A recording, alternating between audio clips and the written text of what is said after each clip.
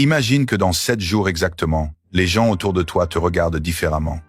Avec plus de respect, plus de curiosité, plus de peur, sans que tu changes physiquement, sans nouveau costume, sans nouvelle voiture, juste par ton comportement, ton énergie, ta présence, tu es sur pensée nue. Et aujourd'hui, je vais te donner 10 habitudes machiavéliennes, 10 comportements précis qui, appliqués pendant seulement 7 jours, vont transformer radicalement la façon dont on te perçoit. Ce ne sont pas des habitudes ordinaires, ce ne sont pas bois plus d'eau ou fais ton lit. Ce sont des patterns comportementaux que Machiavel a observés chez tous les princes qui inspiraient respect et crainte. Ces habitudes créent une aura, une présence, un magnétisme que les autres captent inconsciemment. En 7 jours, ces habitudes vont recabler la façon dont tu interagis avec le monde, et le monde va réagir différemment.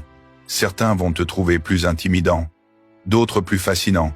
Certains vont éviter ton regard, d'autres vont chercher ton attention. Mais une chose est certaine, on ne te verra plus jamais comme avant. Es-tu prêt à essayer pendant 7 jours, à voir si ces habitudes machiavéliennes transforment vraiment ta présence?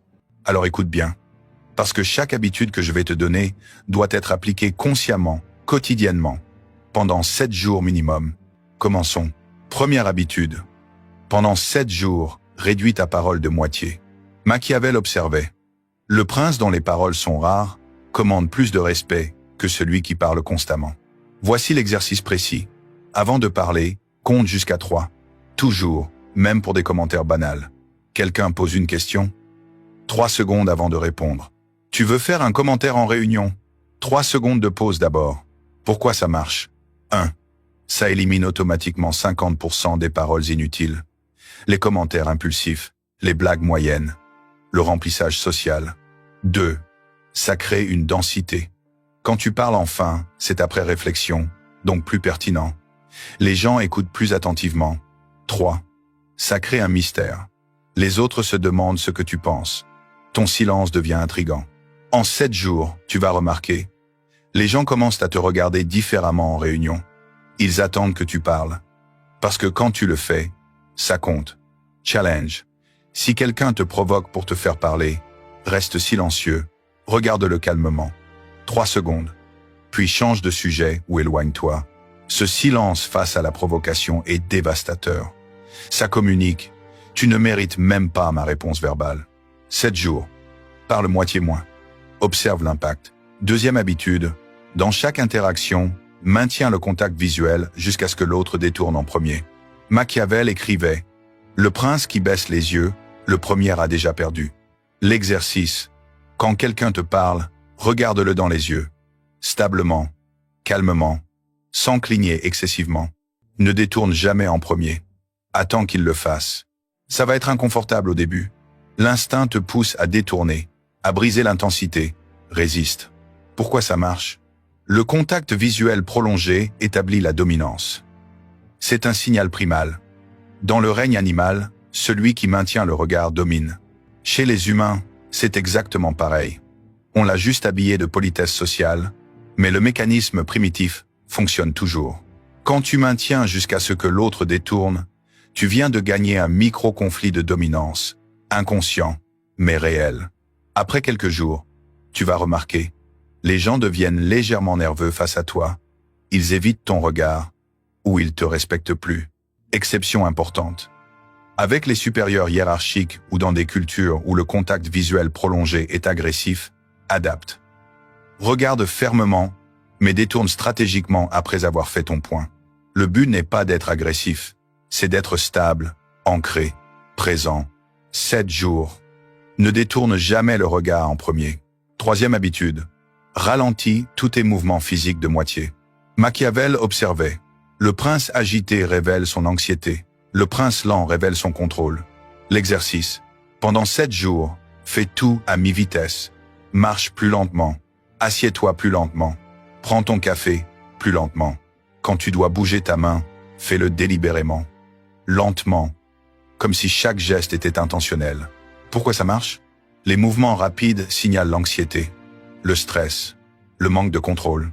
Mais les mouvements lents, ils communiquent le contrôle absolu. Je n'ai pas besoin de me presser, je contrôle le temps. C'est ce que font les prédateurs. Un lion ne se précipite pas. Chaque mouvement est économe, mesuré, puissant. Tu vas trouver ça frustrant au début. Tout en toi veut accélérer. C'est normal, notre société valorise la vitesse. Mais la lenteur crée une présence, une densité. Après quelques jours, observe. Les gens te perçoivent comme plus calme, plus en contrôle, plus intimidant même. Challenge spécifique. Quand quelqu'un te pose une question urgente, ne te précipite pas. Prends ton temps pour répondre, physiquement et verbalement. Ce refus de l'urgence établit que c'est toi qui contrôles le tempo, pas les circonstances. 7 jours. Ralentis tout de moitié. 4e habitude, élimine toutes les justifications de ton vocabulaire pendant 7 jours. Machiavel écrivait: le prince qui doit constamment expliquer ses décisions révèle qu'il doute de lui-même. L'exercice, chaque fois que tu veux dire « parce que » ou « la raison c'est que », arrête-toi. Reformule sans justification. Quelqu'un demande « pourquoi tu as fait ça ?» Au lieu de t'expliquer longuement, dis simplement « c'était la meilleure décision. Point. » Quelqu'un dit « tu devrais faire autrement ». Au lieu de te défendre, dis « j'ai considéré cette option. » Silence. Pourquoi ça marche? La justification excessive communique l'insécurité. Tu cherches l'approbation, la validation. Tu doutes de ton propre jugement. Mais l'absence de justification, ça communique une confiance absolue. Ma décision se suffit à elle-même. Je n'ai pas besoin de ton approbation. C'est inconfortable.